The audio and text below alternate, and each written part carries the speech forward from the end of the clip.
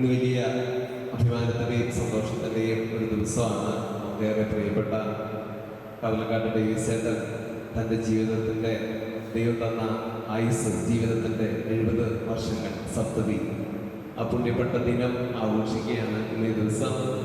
അദ്ദേഹത്തിന് എല്ലാവിധ നന്മകളും സ്നേഹത്തോടെ നമുക്ക് നേരാം.